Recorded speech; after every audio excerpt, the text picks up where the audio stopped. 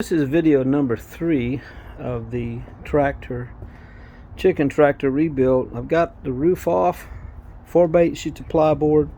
This one was rotted pretty bad down here, but I've got one complete one that's really good, and this one here probably take about 2 feet off of it, but I think this is going to turn out nicely. It's got these little brackets, so it's going to be like just take the screws, and I'm going to build this up another couple feet so that we can get in there and walk around. So that's pretty cool. Anyway, this is number 3.